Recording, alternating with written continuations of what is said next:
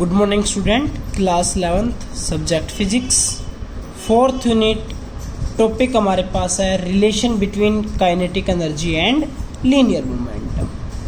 तो last video में हमने काइनेटिक एनर्जी के बारे में पढ़ा था और उससे पहले हमने लीनियर मोमेंटम के बारे में पढ़ा था। तो लीनियर मोमेंटम हमारे पास किसके इक्वल होता है? Linear momentum is the product of mass and velocity. Linear momentum को हम p से रिप्रेजेंटेशन करते हैं। तो हमारे पास linear momentum p that is equals to क्या हो गया? m इंटू वी के इक्वल हो गया। अगर हम लास्ट टॉपिक की बात करें तो वहाँ पर हमने पढ़ा था kinetic energy of a body that is equals to half M V square के इक्वल होता है। अगर हम इसको राइट हैंड साइड यानी कि इस वाली साइड को हम m से मल्टीप्लाई कर दें और m से डिवाइड कर दें तो इसके ऊपर कोई भी इफेक्ट नहीं पड़ेगा। तो एक ऊपर m और आ जाएगा और एक नीचे m हो जाएगा। तो हमारे पास क्या बन जाएगा? Kinetic energy that is equals to half m, जिसको हमने मल्टीप्लाई किया है, यहाँ पर हमने m से डिवाइड किया है, और into M V square. m से m कैंसिल हो जाएगा तो वही बनेगा हाफ एम वी स्क्वेयर। लेकिन यहाँ पर देखो m इंटू एम, m का स्क्वेयर इंटू वी का स्क्वेयर है, तो मैं यहाँ पर लिख सकता हूँ m इंटू में v का होल स्क्वेयर, और डिवाइड के अंदर बच गया 2m। तो हमारे पास क्या बन गया? 1/2 ऊपर बन गया एम वी का whole square divided by m, और एम वी को आप किससे रिप्रेजेंटेशन कर रहे थे? p से। तो आपके पास क्या हो जाएगा? Kinetic energy that is equals to 1/2m into P का स्क्वायर। तो ये आपके पास रिलेशन हो गया काइनेटिक एनर्जी और मोमेंटम के बीच में। अगर आप ग्राफिकल रिप्रेजेंटेशन देखना चाहें, लेकिन कंडीशन हमारे पास ये मान लें कि अगर आपके पास p कॉन्स्टेंट है, p कॉन्स्टेंट हो गया तो kinetic energy is inversely proportional to mass हो गई। जब आप काइनेटिक एनर्जी और मास के बीच में ग्राफिकल रिप्रेजेंटेशन रखेंगे, जहां पर आपके पास मोमेंटम कांस्टेंट रहेगा तो उसका ग्राफिकल रिप्रेजेंटेशन बन जाएगा ऐसे। ठीक है। अगर आप काइनेटिक एनर्जी को कांस्टेंट रखते हैं यानी कि इसको, तो p 2m को इधर भेजेंगे तो डायरेक्टली प्रोपोर्शनल हो गया, यानी कि p square is directly proportional to m, then p is directly proportional to root m। तो यहाँ पर अगर आप काइनेटिक एनर्जी को कांस्टेंट रख रहे हैं और ग्राफिकल रिप्रेजेंटेशन चेक कर रहे हैं मोमेंटम एंड मास के बीच में, तो इनवर्सली प्रोपोर्शनल का डायरेक्टली प्रोपोर्शनल अंडर रूट का ग्राफिकल रिप्रेजेंटेशन होता है ऐसे। तो ये हो जाएगा आपके पास graph between p and m when kinetic energy of the system is constant.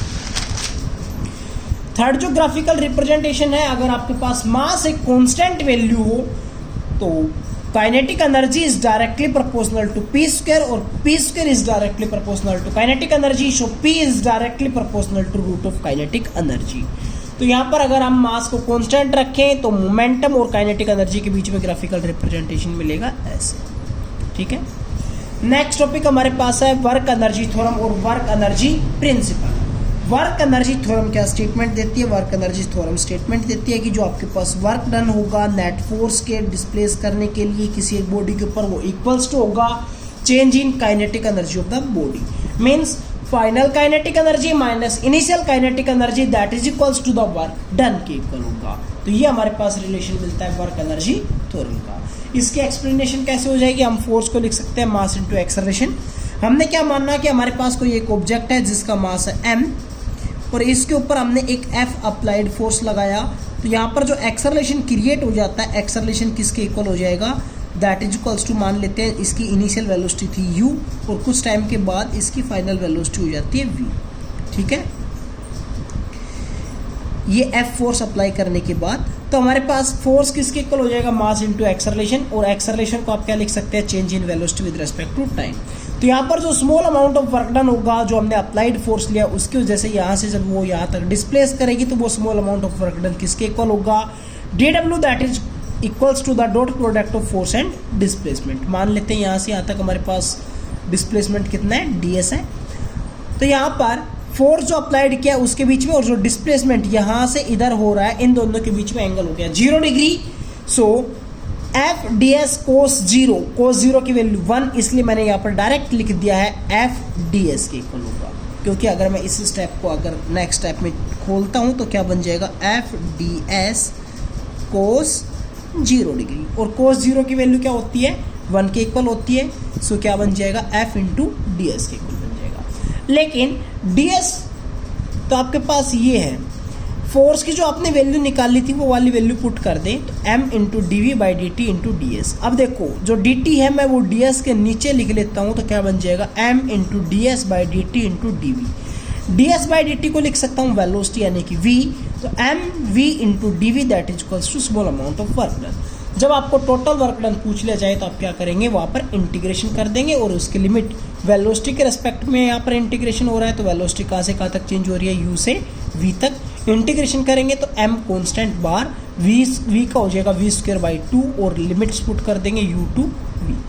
एक बार अपर लिमिट पुट कर लेंगे, 2 को हम बाहर निकाल लेंगे तो क्या बन जाएगा m by 2। Upper limit put करेंगे तो v स्क्वायर, माइनस में लोअर लिमिट पुट करेंगे तो u स्क्वायर। इस ब्रैकेट को खोल लेंगे तो क्या बन जाएगा half m v square minus में half m u square. Half m v square means final kinetic energy minus half m u square means initial kinetic energy और that is equals to the work done. और यही हमारे पास बताता है work energy. Next topic हमारे पास है potential energy. तो पोटेंशियल एनर्जी किसकी वजह से होती है, it is defined as the energy possessed by a body by virtue of its position और कॉन्फ़िगरेशन इन सेम फील्ड। यानी कि अगर मान लीजिए ये एक पेंसिल कुछ हाइट के ऊपर अटेन रखी हुई है मैंने, तो ये इस नोटबुक से कुछ हाइट के ऊपर होगी, तो इसकी पोजीशन के लिए जो एनर्जी होगी उसको हम बोल देंगे पोटेंशियल एनर्जी। अब देखो यहाँ से मैं इसको कुछ रेज हाइट तक लेकर जाना चाहता हूँ, तो ग्रेविटेशनल एक फोर्स लग रहा है जो कि नीचे की तरफ लग रहा है। ग्रेविटेशनल फोर्स किधर लग रहा है, नीचे लग रहा है। तो ग्रेविटेशनल फोर्स के अगेंस्ट जो एनर्जी होगी वो कहलाएगी ग्रेविटेशनल पोटेंशियल एनर्जी। तो ग्रेविटेशनल पोटेंशियल एनर्जी क्या हो जाएगी, it is defined as the energy possessed by the body by virtue of its position about the surface of earth. Earth के सरफेस से जितनी पोजीशन ऊपर अगर हम देखेंगे तो उसकी वजह से वहाँ पर जो एनर्जी होगी वो कहलाएगी ग्रेविटेशनल पोटेंशियल एनर्जी। और अगर हम इसका एक्सप्रेशन चेक करना चाहते हैं तो इसका एक्सप्रेशन हमारे पास किसके इक्वल हो जाएगा, हमने यहाँ पर मानना कि कोई एक ऑब्जेक्ट है जिसका मास है m और हम उसको अपवर्ड यानी कि कुछ हाइट तक रेज करवाना चाहते हैं। और कितनी हाइट तक रेज करवाना चाहते हैं, h हाइट तक रेज करवाना चाहते हैं। तो इसका एक नीचे की तरफ वेट लगता है that is equals to mg और हमें उस वेट को बैलेंस करने के लिए एक ऊपर की तरफ सेम अमाउंट का हमें फोर्स अप्लाई करना पड़ेगा, जिसकी वजह से वो ऑब्जेक्ट ऊपर की तरफ डिस्प्लेस हो पाएगा। तो हमें जो फोर्स की रिक्वायरमेंट हुई उसको डिस्प्लेस करने के लिए वो किसके इक्वल होगा, that is equals to mg के इक्वल होगा। Then f that is equals to mg हो गया। तो वर्क डन देखना चाहेंगे तो इधर ही फोर्स अप्लाई कर रहे हैं, इधर ही बॉडी डिस्प्लेस हो रही है, तो दोनों के बीच में 0 डिग्री एंगल। सो f h cos 0 की वैल्यू हो गई हमारे पास 1, तो क्या हो गया f इंटू एच। जो फोर्स हमारे पास था वो किसके इक्वल है, that is equals to mg। तो हमारे पास वर्क डन किसके इक्वल हो गया, that is equals to mg और यही होगा हमारे पास पोटेंशियल एनर्जी के इक्वल। पोटेंशियल एनर्जी को हम v से रिप्रेजेंटेशन कर रहे हैं, तो potential energy means v that is equals to किसके इक्वल आ गई, that is equals to mgh। लेकिन अगर मैं बात करूं ग्रेविटेशनल पोटेंशियल एनर्जी, तो जो ग्रेविटेशनल फोर्स होगा वो नीचे की तरफ लग रहा है। ग्रेविटेशनल फोर्स किधर लग रहा है, नीचे की तरफ लग रहा है। और ग्रेविटेशनल फोर्स हमारे पास जो मैंने अप्लाइड फोर्स मान लिया जैसे कि F है, तो ग्रेविटेशनल फोर्स क्या हो गया माइनस mg, क्योंकि अपोजिट डायरेक्शन के हो गया अप्लाइड फोर्स के। इसलिए potential energy by gravitational force किसके इक्वल हो जाएगी, माइनस mgh। यहाँ पर जो फोर्स लग रहा है ग्रेविटेशनल फोर्स क्या लग रहा है, माइनस mg के इक्वल, यानी कि F हमारे पास क्या है अप्लाइड फोर्स है जो कि आपके पास mg के इक्वल है, लेकिन अपोजिट डायरेक्शन के अंदर है, इसलिए हमने क्या लिखा है यहाँ पर माइनस mg लिखा है। मैं potential energy gravitational potential energy की बात करूंगा तो फोर्स इनटू हाइट, ठीक है, फोर्स इनटू डिस्प्लेसमेंट, और डिस्प्लेसमेंट यहाँ पर हाइट का हो रहा है इसलिए क्या हो जाएगा mgh के इक्वल हो जाएगा।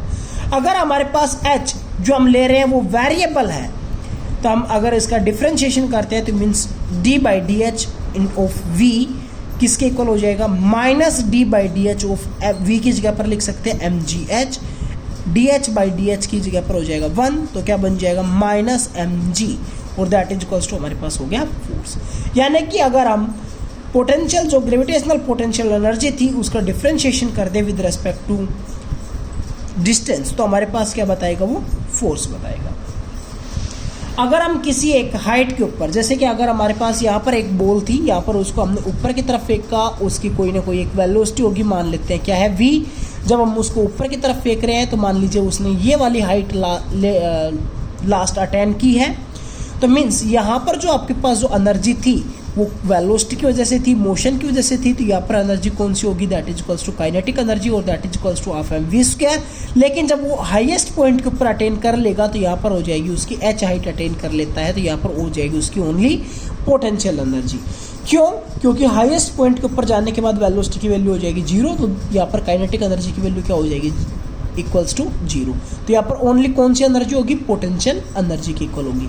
तो यहाँ पर जो आपके पास काइनेटिक एनर्जी थी, वो बॉल को अगर आप h हाइट तक अटेन करवाते हैं तो वहाँ पर वो कन्वर्ट हो गई है पोटेंशियल एनर्जी के इक्वल। और according to law of conservation of energy, energy can neither be created not be destroyed. तो यहाँ से हमारे पास क्या रिलेशन बन जाएगा, half mv² that is equals to mgh, m से m कैंसिल हो गया, 1/2 v² that is equals to g into h, 2 को इधर भेजेंगे तो क्या बन जाएगा v² that is equals to 2gh, और v की वैल्यू निकालना चाहेंगे हाईएस्ट पॉइंट के ऊपर, तो हमारे पास किसके इक्वल होगी, √2gh के इक्वल होगी। Thank you.